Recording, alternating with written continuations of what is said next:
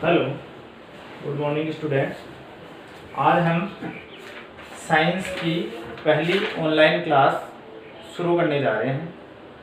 तो मेरा सभी विद्यार्थियों से निवेदन है कि भारतीय एजुकेशन के नाम से जो चैनल है उसको ज़्यादा से ज़्यादा सब्सक्राइब करें, जिससे आपको साइंस के कक्षा 10 की जो क्लास है ऑनलाइन उनकी आपको नोटिफिकेशन मिल सके। तो आज हम कक्षा 10 की विज्ञान जो साइंस बुक है उसका हम फिजिक्स वाला टॉपिक स्टार्ट करेंगे। पार्ट नंबर 9, जिसका नाम है प्रकाश अर्थात लाइट। प्रकाश जो कि हमारे चारों ओर हम देखते हैं, विभिन्न रंगों की वस्तुओं को देखते हैं। रात में हम वस्तुओं को आसानी से नहीं देख पाते, क्यों? क्योंकि उस समय प्रकाश नहीं होता है। हम वस्तुओं को इसलिए देख पाते हैं क्योंकि जब सूर्य का प्रकाश होता है वो किसी वस्तु से टकरा करके परावर्तित होकर के वापस लौटता है और हमारी आंखों पे गिरता है, तब हम उस वस्तु को देख पाते हैं। तो सबसे पहले हम पढ़ेंगे इसमें कि जो सूर्य है वो सबसे बड़ा या सबसे मुख्य जो स्रोत है सूर्य प्रकाश का।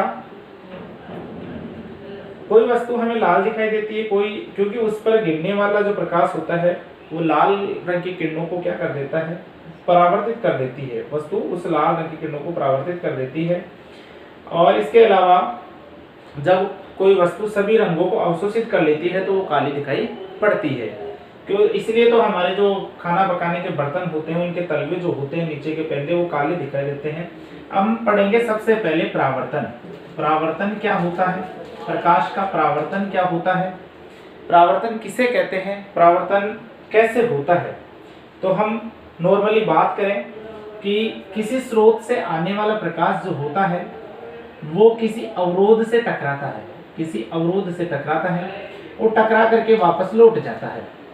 अर्थात जब किसी स्रोत से, चाहे वो सूर्य हो चाहे और कोई प्राकृतिक या कृत्रिम स्रोत हो, तो उससे आने वाला जो प्रकाश है वो सीधा आता है, किसी अवरोध से टकराता है और वापस लौट जाता है। तो ऐसी कंडीशन में उसी घटना को हम कहते हैं प्रकाश का परावर्तन। प्रकाश का परावर्तन अब ये होता कितने प्रकार का है? नॉर्मल हमको इसकी परिभाषा पता चल गई कि सूर्य का प्रकाश या किसी स्रोत का प्रकाश आता है, अवरोध से टकराता है और वापस लौट जाता है, उसी दिशा में लौट जाता है या उसी तल पे लौट जाता है, तो उसे हम कहते हैं प्रकाश का परावर्तन या प्रकाश का लौटना।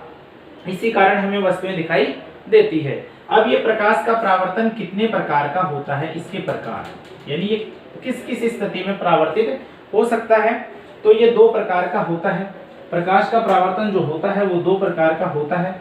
एक होता है नियमित परावर्तन, एक होता है नियमित परावर्तन और दूसरा होता है अनियमित परावर्तन, या जिसको हम विसरित परावर्तन भी कह सकते हैं।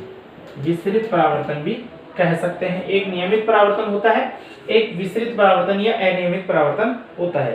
तो अब हम इसकी इन दोनों की परिभाषाएं और ये किस प्रकार से होते हैं, जिसको हम एक को तो रेगुलर बोलेंगे और एक को बोलेंगे डिफ्यूज्ड अर्थात अनियमित परावर्तन। तो सबसे पहले हम नियमित परावर्तन को देखते हैं। नियमित परावर्तन में क्या होता है कि हम एक दर्पण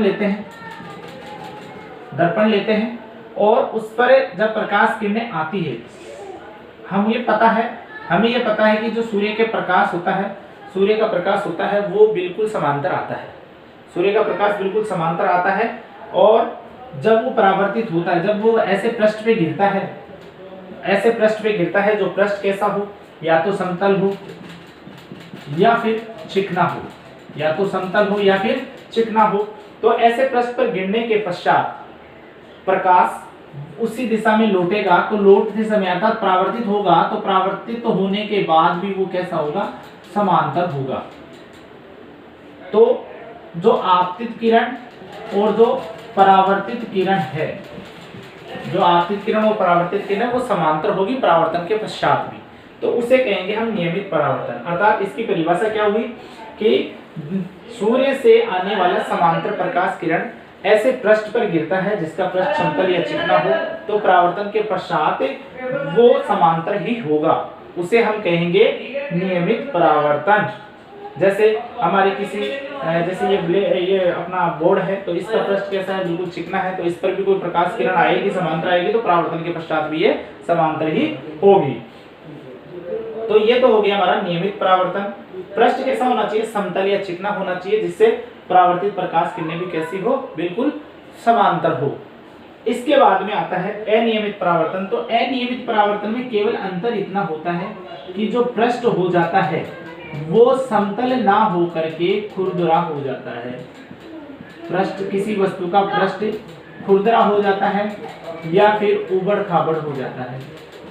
या तो पृष्ठ खुरदरा होगा या उबड़ खाबड़ होगा, अर्थात उसमें वो जो चिकनापन होगा वो नहीं होगा। तो जो प्रकाश, सूर्य का प्रकाश आएगा वो आपतित होते समय, तो आपतित का मतलब हो गया आकर गिरने वाला। आपतित जो प्रकाश किरणें आती है उनको आपतित कहते हैं, और जो परावर्तित होकर के लौट जाती है उसको परावर्तित किरण कहते हैं। तो आपतित होते समय तो प्रकाश किरणें होंगी समांतर, लेकिन जैसे ही वो खुरदरे पृष्ठ के संपर्क में आएंगी, जैसे ही वो खुरदरे पृष्ठ के संपर्क में आएंगी तो वो समांतर ना होकर के इधर उधर दिशाओं में बिखर जाएगी। उनका कोई सीधा विक्षेप नहीं होगा, परावर्तित तो होगी लेकिन उनका कोई कोण निश्चित नहीं होगा, क्योंकि जो अवरोध है उसका पृष्ठ है खुरदरा या उबड़ खाबड़। तो ये हो गया अनियमित परावर्तन। अर्थात हम इसकी परिभाषा ऐसे कह सकते हैं कि समांतर, किसी सूर्य से आने वाला समांतर प्रकाश किरण खुरदरे पृष्ठ पर गिरता है या उबड़ खाबड़ पृष्ठ पे गिरता है, तो परावर्तन के पश्चात वो हो जाता है इधर उधर दिशाओं में बिखर जाता है, तो उसे कहते हैं हम विसरित परावर्तन या अनियमित परावर्तन। सामान्यतः हम कांच अथवा पारदर्शी पदार्थ के पीछे वाले भाग पर, कांच होता है या दर्पण होता है तो उसके पारदर्शी जो पीछे वाला भाग होता है उस पर हम किसी भी पदार्थ का लेप लगा देते हैं, जैसे कोई अवरोध लगा देते हैं जिससे वो प्रकाश किरण एक तल से, क्योंकि फिर अगर हम लेप या आवरण नहीं लगाएंगे चांदी या एल्यूमिनियम का या और किसी चीज का हम जो आवरण नहीं लगाएंगे तो वो हम दर्पण या परावर्तक पृष्ठ की तरह हम काम नहीं ले पाएंगे उसको। ये हो गया परावर्तन। परावर्तन की परिभाषा हो गई, परावर्तन के प्रकार हो गए, अर्थात किसी स्रोत से आने वाला प्रकाश अवरोध से टकरा करके वापस लौट जाता है तो उसे परावर्तन कहते हैं। ये दो प्रकार का होता है, नियमित और विसरित परावर्तन। नियमित में क्या होता है कि सूर्य से आने वाला समांतर आपतित प्रकाश जब समतल पृष्ठ पे या चिकने पृष्ठ पे गिरता है तो वो वापस लौटते समय भी या परावर्तित होने के पश्चात भी समांतर ही होता है, तो उसे कहते हैं हम नियमित परावर्तन। विसरित परावर्तन में आपतित सूर्य का प्रकाश समांतर होता है, लेकिन जब वह खुरदरे पृष्ठ पर या उबड़ खाबड़ पृष्ठ पे गिरता है तो परावर्तन के पश्चात वो हो जाता है, वो मतलब इधर उधर दिशाओं में चला जाता है, बिखर जाता है, तो उसको हम कहते हैं अनियमित परावर्तन। तो ये दो टॉपिक हमारे क्लियर हो चुके हैं। अब हम पढ़ेंगे इसके कुछ नियम। परावर्तन के कुछ नियम है, बहुत इजी है ये चैप्टर, इतना ज्यादा कोई कठिन है नहीं। 5 नंबर का ये चैप्टर आता है अपने बोर्ड एग्जाम में, 5 नंबर के क्वेश्चन इसमें एक क्वेश्चन पूछा जाता है। अब इसमें पढ़ेंगे हम परावर्तन के नियम, अर्थात परावर्तन किस नियमों के अनुसार होता है। तो इसके 2 नियम है। कितने नियम इसके? 2 नियम है। दोनों नियम बहुत इजी है। इसमें हम सबसे पहले लेते हैं, पहला नियम हम पढ़ते हैं। सबसे पहले हम लेते हैं कोई समतल दर्पण या कोई दर्पण ले लेते हैं। ये दर्पण का चिन्ह है, इसमें ऐसा चिन्ह लगा देते हैं तो इसका मतलब हो गया ये दर्पण है। तो इसमें एक हमने दर्पण लिया, समतल दर्पण लिया, जिसको हमने PQ से नामांकित कर दिया है। अब कोई एक प्रकाश किरण इस पर आपतित करते हैं, जैसे मान लीजिए ये प्रकाश किरण हमने आपतित कर दी, इसको हमने नामांकित कर दिया AO से, नामांकित कर दिया AO से, जो O बिंदु पर आपतित हो रही है। इसके बाद में जब ये दर्पण से टकरा करके ये वापस परावर्तित होती है तो ये इस दिशा में वापस परावर्तित हो जाती है, जिसको हम कहते हैं, इसको हमने नामांकित कर दिया BO से। ये परावर्तित हो गई और इस पर जहां से ये परावर्तित हो रही है, जिस संपर्क में आकर के, जिस दर्पण के जिस सतह पर संपर्क में आती है, वहां से हम इसको अभिलंब एक खींच देते हैं, जो कि अभिलंब है ON। ये हमने एक अभिलंब खींच दिया है। अब हम इस चित्र के द्वारा देखते हैं। अब देखो इसमें 2 कोण बन गए। ये जो आपतित किरण है, ये आपतित किरण है, और ये परावर्तित किरण है और ये अभिलंब है। तो इसमें हमने लिया एक कोण लिया, कोण AON, ये है कोण AON, ये वाला कोण आ गया। तो ये किस किस के बीच में कोण आ गया? आपतित किरण और अभिलंब के बीच में। तो इन दोनों के बीच में जो कोण बना उसको हम कहेंगे आपतन कोण। क्या कहेंगे? आपतन कोण। इसको हम कोण I से व्यक्त करेंगे। इसके बाद में दूसरा आता है, जो कोण बनता है हमारा दूसरा, वो बनता है BON, ये वाला BON, ये बीच में ये वाला बन गया कोण। तो इसमें ये किसके बीच में बन रहा है? ये बन रहा है परावर्तित किरण और अभिलंब के बीच में। तो परावर्तित किरण और अभिलंब के बीच में बनने वाले कोण को हम कहेंगे परावर्तन कोण और उसको कोण R से व्यक्त करेंगे। तो इस प्रकार ये हमारी कुछ परिभाषाएं हो जाती है। इसके बाद में हम इन नियमों को देखते हैं तो हमारे ये समझ अब हम इसको ये मानेंगे। देखो सबसे पहला नियम यहाँ आता है कि देखो हमने ये किया, दर्पण से ये जो आपतित किरण है, आपतित किरण, एक परावर्तित किरण और अभिलंब, ये तीनों अर्थात AO, BO और N, ये तीनों जो हैं वो एक ही तल में स्थित है। दर्पण के दो तल हो गए, एक ऊपर वाला एक नीचे वाला, दो तल हो गए। तो ये तीनों एक ही तल में स्थित है, तीनों एक ही तल में। अगर हम इसको ऐसे करेंगे, यहां से आपतित किरण डालेंगे, ऐसे ये आपतित किरण डाल दिया, यहां से परावर्तित कर दिया, यहां विलंब खींच दिया, तो देखो ये नीचे वाले तल में हो गए, इधर ऊपर वाले तल में हो गए। कहने का मतलब ये हो गया कि आपतित किरण, परावर्तित किरण और अभिलंब तीनों एक ही तल में स्थित होंगे। ऐसे नहीं कि आपतित किरण इधर हो गई, अभिलंब इधर हो गया और परावर्तित किरण हो गया, तीनों अलग अलग नहीं होंगे, एक ही तल पर होंगे। या तो ऊपर वाले में होंगे अगर ऊपर से आपतित हो रही है तो, अगर नीचे से आपतित हो रही है तो नीचे वाले तल पर स्थित हो जाएगी, देवाल जैसे ये कंडीशन होगी। एक नियम तो ये हो गया, अर्थात हम कह सकते हैं कि आपतित होने वाली आपतित किरण, परावर्तित होने वाली परावर्तित किरण और इनके संपर्क सतह जो है अभिलंब की, वो तीनों एक ही तल में स्थित होंगे। ये नियम एक तो ये हो गया। दूसरा नियम ये कहता है, जब हमने ये निकाले आपतन कोण और परावर्तन कोण, जब इसको हम मापते हैं, आपतन कोण और परावर्तन कोण को मापते हैं, तो ये नियम निकल के आता है कि आपतन कोण का मान परावर्तन कोण के मान के बराबर होगा, अर्थात कोण I बराबर कोण R। ये दो नियम हमारे निकल के आते हैं, जिसमें आपतन कोण परावर्तन कैसी भी कंडीशन हो, अगर हम समतल दर्पण लेते हैं और उस पर आपतित किरण डालते हैं तो परावर्तन के पश्चात जो कोण बनते हैं आपतन कोण और परावर्तन कोण अभिलंब के बीच में, तो वो दोनों कोण बराबर होंगे, अर्थात इनका मान बराबर होगा। इस प्रकार हमने ये सिद्ध कर दिया, अर्थात दो नियम हमारे आ जाते हैं कि आपतन कोण परावर्तन कोण का मान बराबर होता है। दूसरा, आपतित किरण, परावर्तित किरण और अभिलंब तीनों एक ही तल में स्थित होते हैं। तो तीनों एक ही तल में स्थित होते हैं, ये दोनों नियम आ जाते हैं निकल करके। इसके बाद में आता है हमारा कोई एक टॉपिक, दूसरा नया टॉपिक आते हैं। ये तो परावर्तन से संबंधित टॉपिक हो गए हमारे। एक तो परावर्तन की परिभाषा, दूसरा परावर्तन के प्रकार और तीसरा हो गया परावर्तन के नियम। ये टॉपिक हमारे क्लियर हो चुके हैं। इसके बाद में हम पढ़ेंगे समतल दर्पण पर, जो समतल दर्पण होता है, जो हम सामान्य काम में लेते हैं घरों में, समतल दर्पण। उस समतल दर्पण पर हम बनाते हैं प्रतिबिंब। समतल दर्पण पे जो प्रतिबिंब बनता है, प्रतिबिंब के अभिलक्षण क्या क्या होते हैं, अर्थात उसके क्या क्या गुण होते हैं, कैसी कैसी उसकी विशेषताएं होती है। समतल दर्पण सीधा सा होता है, समतल दर्पण हम निकाल ले सीधा, ये समतल दर्पण हो गया। अब इसमें कुछ अभिलक्षण होते हैं, कुछ विशेषताएं होती है समतल दर्पण की। वो विशेषताएं ये कहती है, क्या कहती है वो विशेषताएं, कि समतल दर्पण पर बनने वाला जो प्रतिबिंब, जैसे हमने समतल दर्पण रख दिया, इसके सामने हम अगर कोई वस्तु रखें तो उसका जो प्रतिबिंब बनेगा वो सदैव कैसा बनेगा, आभासी बनेगा। कैसा बनेगा, आभासी। अर्थात प्रतिबिंब दो प्रकार के होते हैं, एक तो आभासी और एक वास्तविक। आभासी तो वो होता है जिसको हम पर्दे पर प्राप्त नहीं कर सकते हैं, और वास्तविक वो होता है जिसको हम पर्दे पर प्राप्त कर सकते हैं। तो समतल दर्पण पे जो प्रतिबिंब बनता है वो होता है आभासी और सीधा। अगर आभासी बनता है तो सीधा बनेगा, वास्तविक बनेगा तो उल्टा बनेगा। ये विशेषताएं होती है, बिल्कुल क्लियर होता है कि आभासी होगा तो सीधा होगा और वास्तविक होता है उल्टा होगा। ये हो गया एक नियम। दूसरा इसकी विशेषता यह है कि जो प्रतिबिंब बनेगा, प्रतिबिंब दर्पण के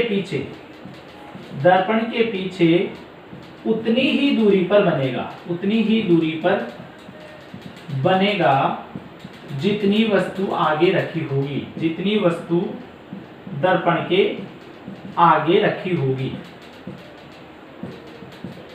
ये जैसे वस्तु, ये दर्पण है, ये वस्तु है, तो इन दोनों के बीच की दूरी मान लो 2 सेंटीमीटर है, तो जो प्रतिबिंब बनेगा उसके और उस दर्पण के बीच की दूरी भी कितनी होगी, 2 सेंटीमीटर होगी। अर्थात जितनी वस्तु आगे रखी होगी उतनी ही वो जो प्रतिबिंब बनेगा वो पीछे बनेगा।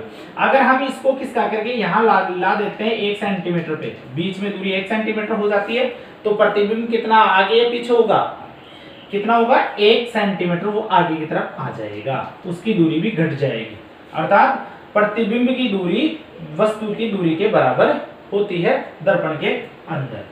तीसरा जो इसका नियम है वो है कि जो प्रतिबिंब बनता है, प्रतिबिंब वस्तु के आकार के बराबर, वस्तु के आकार के बराबर बनता है। अर्थात अगर वस्तु मान लीजिए ऊंचाई में 2 सेंटीमीटर है, ये जो ऊंचाई है इसकी वो 2 सेंटीमीटर है, तो प्रतिबिंब बनेगा वो भी कैसा बनेगा, 2 सेंटीमीटर का ही बनेगा। जितना आकार वस्तु का होता है उतना ही प्रतिबिंब की जो प्रतिबिंब का आकार है वो होगा। इसके बाद में एक और है इसका कि जो प्रतिबिंब होता है उस प्रतिबिंब का पार्श्व परावर्तन होता है, पार्श्व परावर्तन होता है। अब बात आती है पार्श्व परावर्तन की। पार्श्व परावर्तन क्या होता है, अर्थात पार्श्व परावर्तन का मतलब है जब हम वस्तु को समतल दर्पण में देखते हैं, किसी वस्तु को समतल दर्पण में देखते हैं, तो उस वस्तु का दायां भाग तो हमको दिखाई देता है बायां, और जो बायां भाग होता है वो दिखाई देता है दायां। तो इस कंडीशन को, दाएं भाग का बायां, बाएं भाग का दायां दिखाई देना, उसको हम कहते हैं पार्श्व परावर्तन। तो ऐसा हमारे समतल दर्पण में होता है कि हम जैसे समतल दर्पण के सामने खड़े होते हैं तो हमारा दायां भाग तो बाईं तरफ दिखाई देता है और बायां भाग दाएं तरफ दिखाई देता है, तो उससे कहते हैं, उस कंडीशन को या उस स्थिति को हम कहते हैं पार्श्व परावर्तन।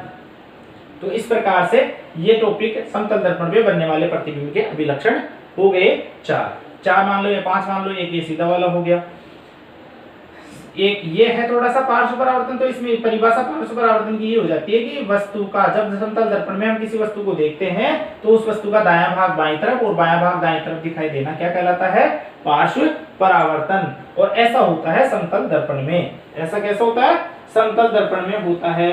तो ये हमारा हो, जैसे हम लिखे किसी कागज पर हम P लिख दें और उसको समतल दर्पण के सामने हम लगा दें, जैसे यहाँ P लिख दिया और उसको समतल दर्पण के सामने रखा तो हमको यहाँ ऐसे दिखाई देगा, वो ऐसे दिखाई देगा। तो वो क्या हो गया, दायां भाग बाईं तरफ, बायां भाग दाएं तरफ हो गया। तो इस कंडीशन को हम कहेंगे, क्या बोलेंगे इसको, पार्श्व परावर्तन बोलेंगे। ये हो गया समतल दर्पण पर बने प्रतिबिंब के अभिलक्षण। ये तो समतल दर्पण से संबंधित टॉपिक हो गए। अब हम पढ़ेंगे गोलीय दर्पण के बारे में। गोलीय दर्पण के बारे में पढ़ेंगे तो सबसे पहले तो हमें ये टॉपिक आ रहा है हमारा गोलीय दर्पण का। गोलीय दर्पण, अब गोलीय दर्पण क्या होता है, सबसे पहले तो हम गोलीय दर्पण की ही बात करते हैं। ऐसे दर्पण जिनके परावर्तक पृष्ठ कैसे हो, गोलीय, जिनके परावर्तक पृष्ठ कैसे हो, गोलीय, जैसे या तो ऐसे हो या ऐसे हो। परावर्तक पृष्ठ कैसे होना चाहिए, गोलीय। एक तो अंदर की तरफ वक्रित हो, एक तो बाहर की तरफ वक्रित होना चाहिए, एक होना चाहिए अंदर की तरफ वक्रित, जैसे ये, जिसके क्या परावर्तक पृष्ठ, जहां से परावर्तक पृष्ठ कैसे हो, गोलीय। जैसे यहाँ से हम कोई प्रकाश किरण लाएंगे तो ये परावर्तक पृष्ठ हो गया, इसका ये वाला परावर्तक पृष्ठ हो गया। तो जहां जो परावर्तक पृष्ठ कैसा, वो गोलीय, गोल जैसा होगा, गोल तरह के होगा, उसको हम गोलीय दर्पण कहेंगे। ये किसी खोखले गोले का एक भाग होता है, जिसको हम एक गोला बना सकते हैं, पूरा ऐसे पूरा गोला बना सकते हैं। तो उसका एक भाग लिया गया है, केवल आधा भाग लिया गया है, और उस आधे भाग को ही हम गोलीय पृष्ठ के रूप में मानते हैं, गोलीय दर्पण के रूप में मानते हैं। तो सबसे पहले हम बात करें, ये भी 2 प्रकार के होते हैं, गोलीय दर्पण 2 प्रकार के होते हैं। एक तो होता है अवतल दर्पण, एक तो होता है अवतल दर्पण और दूसरा होता है उत्तल दर्पण। ये दो प्रकार के होते हैं, अवतल दर्पण और उत्तल दर्पण।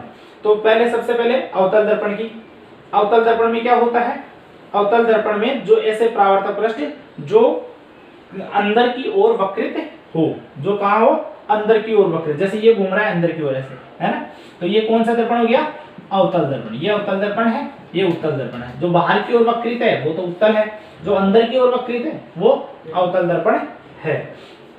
तो दोनों की परिभाषा होगी, जो अंदर की ओर वक्रित है उसे तो कहेंगे हम अवतल दर्पण, और जो बाहर की ओर वक्रित है वो उसे क्या कहेंगे, उत्तल दर्पण। ये दो प्रकार के हो गए। अब इसको हम कहेंगे अभिसारी दर्पण भी कह सकते हैं, इसको हम अभिसारी दर्पण कह सकते हैं, इसको हम अपसारी दर्पण कह सकते हैं। ऐसा क्यों, क्योंकि जैसे ये है अवतल दर्पण, अब इसको हमने बाहर अंदर की ओर वक्रित कर दिया, जब इस पे कोई प्रकार, ये मुख्य अक्ष हो गया, जब इस पे कोई प्रकाश किरण आती है, समांतर प्रकाश किरण आती है, तो ये अवतल दर्पण की विशेषता होती है कि ये अपने ऊपर आने वाले प्रकाश किरणों को किसी एक बिंदु पर क्या कर देता है, ऐसे फोकसित कर देता है एक बिंदु पर, ये इस एक बिंदु पर फोकसित कर देगा, एक बिंदु पर केंद्रित कर देगा, तो उसको हम अभिसारी दर्पण कहेंगे। एक बिंदु पर अभिसारित कर देता है प्रकाश किरणों को सारे को। और उत्तल दर्पण क्या करता है, उत्तल दर्पण इसका विपरीत होता है, इसको अभी अपसारी लेंस इसलिए कह रहे हैं क्योंकि अपने ऊपर आने वाली प्रकाश किरणों को क्या कर देता है, ऐसे फैला देता है, ऐसे फैला देता है, जिसको हम पीछे की तरफ मिलाते हैं ऐसे, जिसको हम पीछे की तरफ मिलाते हैं ऐसे, तो वो क्या करता है, किसी पीछे की तरफ मिलता हुआ प्रतीत होता है एक बिंदु पर, अर्थात ये अपसारित कर देता है प्रकाश किरणों को और पीछे की तरफ से आती हुई प्रतीत होती है। ऐसा होता नहीं है, केवल आती हुई प्रतीत होती है। तो इसकी देखो अब कुछ परिभाषाएं आती है। यह तो हो गई इनके नाम। अवतल दर्पण किसे कहते हैं, जो अंदर की ओर वक्रित हो। उत्तल दर्पण किसे कहते हैं, जो बाहर की ओर वक्रित हो। अब इसमें इसको अभिसारी लेंस क्यों कहते हैं, क्योंकि ये अपने ऊपर आने वाली समांतर प्रकाश किरणों को एक बिंदु पर फोकसित कर देता है। और उत्तल दर्पण क्या करता है, ये अपने ऊपर आने वाले प्रकाश किरणों को फैला देता है, अपसारित कर देता है, इसलिए अपसारी लेंस कहते हैं। अब इसमें कुछ परिभाषाएं हैं, जैसे मुख्य फोकस, है ना, इसके अलावा ध्रुव, जिसको हम प्रकाश केंद्र भी कहते हैं, इसके अलावा वक्रता केंद्र, वक्रता केंद्र व वक्रता त्रिज्या और फोकस दूरी, ये कुछ परिभाषाएं हैं। तो इनकी हम अलग अलग देखते हैं किसका, जैसे सबसे पहले मुख्य फोकस, तो इनमें दोनों की परिभाषाएं अलग अलग होगी, उत्तल दर्पण के लिए अलग, अवतल दर्पण के लिए अलग। तो देखो कैसे, सबसे पहले हम इसका देखते हैं अवतल दर्पण का कि इसका मुख्य फोकस क्या होगा। सूर्य से आने वाले जो समांतर प्रकाश किरणें होती हैं उसको ये जिस बिंदु पर फोकसित करता है, जिस बिंदु पर फोकसित करता है, जैसे इस बिंदु पर फोकसित कर दिया, तो इस बिंदु को हम क्या बोलेंगे, मुख्य फोकस। अर्थात जिस बिंदु पर ये प्रकाश किरणों को फोकसित कर देता है उस बिंदु को हम मुख्य फोकस कहेंगे और इसको कैपिटल F से व्यक्त करते हैं। समझ गए। जहां पर दूसरा इस उत्तल दर्पण की एक परिभाषा और देख लो, इसके साथ साथ हम चलते हैं। इसमें क्या हो गया कि जब उत्तल दर्पण पर पड़ने वाली प्रकाश किरणें अपसारित होने के बाद जिस बिंदु पर अपसारित होती हुई प्रतीत होती है, जिस बिंदु से जैसे इस बिंदु से अपसारित होती हुई प्रतीत होगी, पीछे की तरफ, दर्पण के पीछे की तरफ अपसारित होती हुई, इसमें तो क्या होता है कि जिस बिंदु पर अपसारित होती है उसको हम मुख्य फोकस बोलेंगे, और इस पर क्या बोलेगा, जिस बिंदु से अपसारित होती हुई प्रतीत हो रही है, तो इस बिंदु से ये अपसारित होती हुई प्रतीत हो रही है, जैसे ऐसे देखो, जैसे ऐसा लगता है कि ये प्रकाश किरण यहीं से निकल रही हो, तो उस बिंदु को क्या बोलेंगे, मुख्य फोकस बोलेंगे इसके लिए। तो इसमें दोनों में अंतर हो गया। इसमें तो ये अंतर हो गया कि जिस बिंदु पर प्रकाश किरणें फोकसित होती है उसको मुख्य फोकस बोलेंगे, और इस पर क्या हो गया, जिस बिंदु से अपसारित होती हुई प्रतीत होती है उसको हम बोलेंगे मुख्य फोकस। तो ये हो गया। दूसरा है इसका, पहले हम पढ़ेंगे वक्रता केंद्र। तो जैसे वक्रता केंद्र हम इसको क्या करते हैं कि एक गोले का भाग मानते हैं। जैसे ये एक गोला हो गया, इन दोनों के लिए हम अलग अलग गोले बनाते हैं। ये गोला हो गया, तो इसमें ये जो केंद्र होता है इसका बीच का, ये केंद्र होता है गोले का केंद्र। अब इसको हम आधा भाग कर लेते हैं ऐसे, ये गोले का केंद्र हो गया। तो इस केंद्र को, ये जो केंद्र है, गोले का जो केंद्र है जो हमने लिया था, उसको हम बोलेंगे वक्रता केंद्र। गोले का जो केंद्र होता है, ये अवतल दर्पण गोले का एक भाग होता है, और उस गोले का जो केंद्र होता है उस केंद्र को हम क्या बोलेंगे, वक्रता केंद्र और उसको व्यक्त करेंगे सी से। किससे व्यक्त करेंगे? कैपिटल सी से व्यक्त करेंगे। और ये अभी मुख्य फोकस आया था बीच में, इसके बीच में। अब इसमें क्या होगा? इसमें ये जो गोला है इसको इस तरफ से, क्योंकि ये बाहर की ओर वक्रित होना चाहिए, ये बाहर की ओर वक्रित है ऐसे, ये अंदर की ओर वक्रित था। तो अब इसमें भी क्या होगा? जो गोले का केंद्र था उसको हम बोलेंगे वक्रता केंद्र, जिसको हम सी से व्यक्त करते हैं। और बीच में इधर आया था ये मुख्य फोकस आ गया था। पहले हमने परिभाषा मुख्य फोकस की निकाल ली, वक्रता केंद्र की निकाल ली। अब आता है ध्रुव। ध्रुव किसे कहेंगे? जो प्रकाश किरण या जो अक्ष वक्रता केंद्र को और मुख्य फोकस को मिलाने वाली जो रेखा होती है, इन दोनों को मिला दें ऐसे, वक्रता केंद्र ये वाला, ये मुख्य फोकस, इनको मिलाने वाली जो रेखा होती है उसको मुख्य अक्ष बोलते हैं। क्या बोलते हैं? ये मुख्य अक्ष हो गया। इसमें इनको मिलाएंगे ऐसे, तो ये मुख्य अक्ष हो गया। जो वक्रता केंद्र को और मुख्य फोकस को मिलाने वाली जो रेखा होती है उसको क्या बोलेंगे? मुख्य अक्ष बोलेंगे। अब इसमें जो दर्पण को जहां पर दो भागों में बांट दिया, जो अवतल दर्पण या उत्तल दर्पण है उनको जहां से दो भागों में बांट दिया, उस बिंदु को हम O से व्यक्त करते हैं और उसको क्या बोलते हैं? ध्रुव बोलते हैं। क्या बोलते हैं? ध्रुव बोलते हैं या प्रकाश केंद्र बोलते हैं। इसके बाद में आता है हमारी वक्रता त्रिज्या या फोकस दूरी। वक्रता त्रिज्या या फोकस दूरी। तो अब वक्रता त्रिज्या किसे कहेंगे? जो वक्रता केंद्र है सी वाला, उसके और O के बीच में, ध्रुव के बीच की जो दूरी है, सी व O के बीच की दूरी जो है उसको हम क्या बोलेंगे? वक्रता त्रिज्या, जिसको हम कैपिटल R से व्यक्त करेंगे। किससे व्यक्त करेंगे? कैपिटल R से। वक्रता केंद्र और O यानी ध्रुव के बीच की जो दूरी है उसको हम कहेंगे वक्रता त्रिज्या और कैपिटल R से व्यक्त करेंगे। इसके अलावा फिर बचती है फोकस दूरी। फोकस दूरी बोलेंगे मुख्य फोकस व O के मध्य की दूरी, ध्रुव के बीच की दूरी, ये वाली तो क्या हो गई? वक्रता त्रिज्या। और ये वाली क्या कहलाएगी? फोकस दूरी, जिसको हम स्मॉल f से व्यक्त करेंगे। स्मॉल f, कैपिटल F तो क्या हो गया? मुख्य फोकस, स्मॉल f हो जाएगा फोकस दूरी। ये दोनों टॉपिक हो गए। अब छोटी सी बात याद रखने की है केवल कि जो वक्रता त्रिज्या होती है R जो होता है वो जो फोकस दूरी होती है उसका दुगना होता है। क्या होता है? दुगना होता है। अर्थात हम ये कहें कि ये जो दूरी है O और F के बीच की, वो आधी है किसकी? C और O के बीच की दूरी की। समझ गए? जैसे मान लीजिए C O के बीच की दूरी, ये जो C है ये O है, इसके बीच की दूरी मान लो 4 सेमी है, तो F O के बीच की दूरी कितनी होगी? 2 सेमी होगी। आधी हो जाएगी, आधी हो जाएगी, इसकी आधी होती है। ये तो हो गई क्या? फोकस दूरी। और ये हो गई वक्रता त्रिज्या। तो ये हमारा टॉपिक कंप्लीट हो गया। गोलीय दर्पण का जो टॉपिक था वो कंप्लीट हो गया। इसके बाद में आता है अपना नया टॉपिक,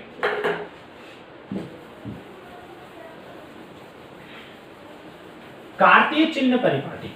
दर्पणों की जो कार्तीय चिन्ह परिपाटी होती है, इसमें थोड़ा कंफ्यूज करने वाली बात होती है कि हम वस्तु किधर रखते हैं, दर्पण से किधर रखते हैं, और हमारे को वस्तु की दूरी, प्रतिबिंब की दूरी, वस्तु की ऊंचाई, प्रतिबिंब की ऊंचाई, ये जो मान होते हैं, आंकिक मान होते हैं, वो हम किस प्रकार लेंगे? प्लस में लेंगे या माइनस में लेंगे, अर्थात धनात्मक लेंगे या ऋणात्मक लेंगे। तो हम गणित में पढ़ते हैं, मैथ में पढ़ते हैं, जैसे ग्राफ बनाते हैं तो ग्राफ को हम 4 भागों में डिवाइड कर लेते हैं। ऐसे कर लेते हैं 4 भागों में डिवाइड। तो इसमें जो इधर वाला जो अक्ष होता है, ये हो गया मुख्य अक्ष हो गया, ये कोई दर्पण है मान लीजिए, तो इस अक्ष को हम किससे व्यक्त करते हैं?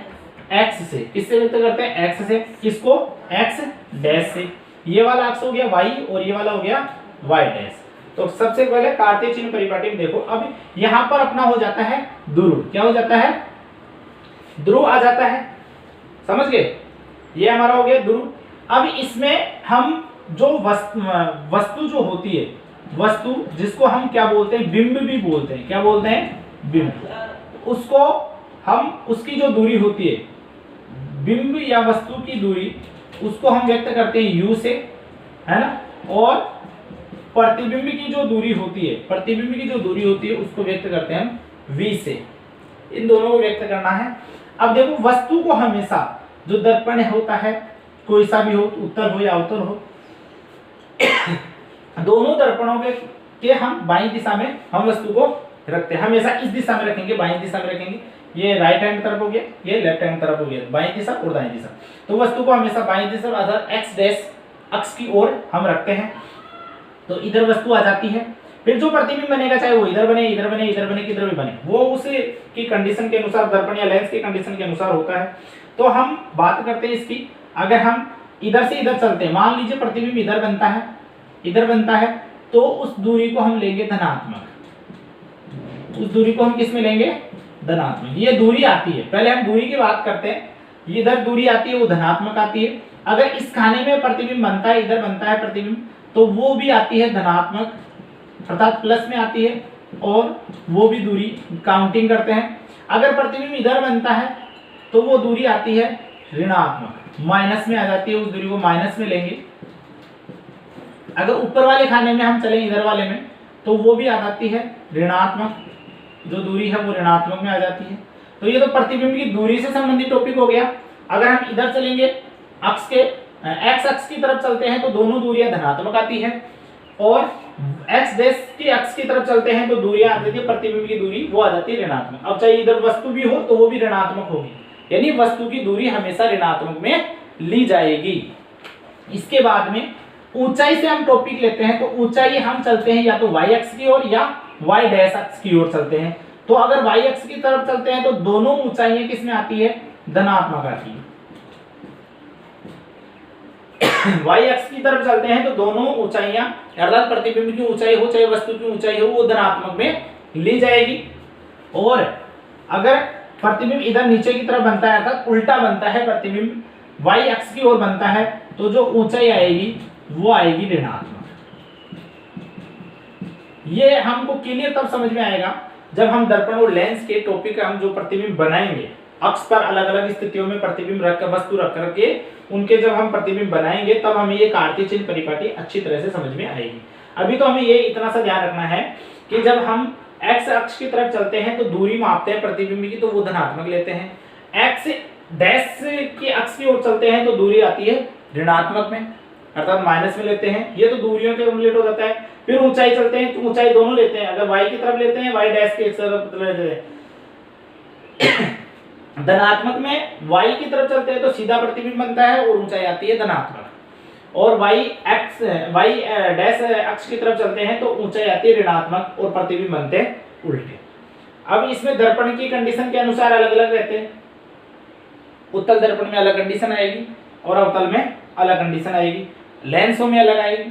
तो ये हम उस समय पढ़ेंगे जब हम इनके प्रतिबिंब अलग अलग अक्ष पे रख के अलग अलग स्थितियों पे रख के प्रतिबिंब का निर्माण करेंगे, तो हमें ये ज्यादा बेटर समझ में आएगा उस कंडीशन में।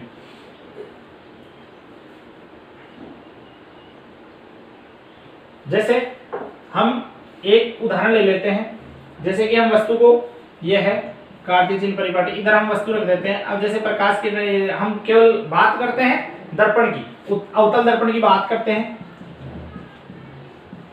केवल अवतल दर्पण की बात करते हैं। तो अवतल दर्पण अंदर की ओर वक्रित होता है। तो ये वस्तु हमने रख दी किस एक्स डैश की तरफ, ये हो गया एक्स, ये हो गया वाई और ये हो गया वाई डैश, ये अक्ष हो गए। तो इधर जो प्रकाश किरण आई, दो प्रकाश किरण, ये हमने प्रकाश किरण डाल दी, ये समांतर आ रही है, ये समांतर आ रही है। तो समांतर आने वाली प्रकाश किरणें कहां पर प्रोक्षित होगी? मुख्य फोकस की तरफ। किधर होगी? मुख्य फोकस की तरफ। तो देखो जहां पर ये क्रॉस कर रही है वहां उसका प्रतिबिंब बनेगा। जहां पर ये मुख्य दोनों प्रकाश किरणें आपस में क्रॉस करती है वहां पर प्रतिबिंब बनेगा। तो प्रतिबिंब किधर बना? मुख्य अक्ष के ऊपर। तो इधर बना, तो इधर दूरी किस में आएगी? इधर बन गया तो दूरी किस में आएगी? ऋणात्मक, माइनस में आएगी। और वस्तु की जो ऊंचाई है वो तो इधर है ऊपर की तरफ, इधर रखा हमने ऊपर की तरफ, ये सीधा तीर का निशान ऊपर की तरफ लग रहा है, मतलब ये सीधा है। तो ये वाई अक्ष की तरफ है, तो इसकी वस्तु की ऊंचाई आ गई धनात्मक। वस्तु की दूरी किधर से नापेंगे? यहां से, ओ वाले पॉइंट, जो ध्रुव वाला पॉइंट है, मुख्य ध्रुव है, वहां से हम दूरियां मापेंगे। तो ये दूरी इधर से इधर ही आ रही है ना, तो इसका ये जो दूरी है प्रतिबिंब की दूरी वो भी माइनस में, और वस्तु जो यहाँ रखी हुई है तो ये भी इधर से इधर नापेंगे तो ये भी माइनस में आ गई। दोनों क्या हो गई? माइनस में कंप्लीट हो गई, ये ऋणात्मक हो। अगर प्रतिबिंब इधर बनता तो वो प्लस में आ जाता, क्योंकि इधर हम दूरियां प्लस में लेते हैं, इधर ऊंचाई। अगर प्रतिबिंब इधर बन रहा है, अगर ये थोड़ा सा आगे क्रॉस होता, मान लो यहाँ क्रॉस हो जाती दोनों प्रकाश किरणें ऐसे, तो ये इधर ऐसे ऐसे प्रतिबिंब बनता है ये वाला। तो ये वाई डैश की तरफ जा रहा है तो ऊंचाई किस में आ जाती? ऋणात्मक, माइनस में आ जाती। तो इस प्रकार ये कार्तीय चिन्ह परिपाटी हमारा टॉपिक है। तो इसका हमने क्लियर कर लिया है। ये सबसे ज्यादा बेटर समझ में आएगा जब हम इनके अलग अलग प्रतिबिंब बना करके स्थितियों के अनुसार देखेंगे। तो हमारा आज का टॉपिक ये इतना ही रहेगा। इसके बाद में हम पढ़ेंगे गोलीय दर्पण से प्रतिबिंब का निर्माण। कल का टॉपिक रहेगा हमारा गोलीय दर्पण से प्रतिबिंब का निर्माण। तो इसको हम करेंगे। आज हमने ये टॉपिक समझा, ये क्लियर हुआ। अगर आपको मान लो कोई क्लियर नहीं हो रहा है टॉपिक तो आप कमेंट बॉक्स में जाकर कर सकते हैं और ज़्यादा से ज़्यादा सब्सक्राइब करने की कोशिश करें और चैनल को या जो हमारा वीडियो है इसको हम शेयर करने की कोशिश करें। आगे हम कल टॉपिक देंगे जो शाम को 6 बजे तक आपको कल का अगला टॉपिक मिल जाएगा। तो आप इसको ज़्यादा से ज़्यादा जो हम पढ़ेंगे कौन सा, गोलीय दर्पण से प्रतिबिंब निर्माण। कल हम पढ़ेंगे अवतल दर्पण से और उत्तल दर्पण से बनने वाले जो प्रतिबिंब होता है, किस स्थिति में कैसे प्रतिबिंब बनेंगे, उसकी क्या स्थिति रहेगी, उनका हम टॉपिक लेंगे। तो उसमें ज्यादा से ज्यादा हमारे बेटर समझ में आएगा कि जो ये कार्तीय चिन्ह परिपाटी है वो किस प्रकार का काम करती है और अवतल दर्पण में जो प्रतिबिंब बनते हैं वो वास्तविक होते हैं, सीधे होते हैं, उल्टे होते हैं, कैसे होते हैं, उनकी कंडीशन हम कल समझेंगे। Thank you.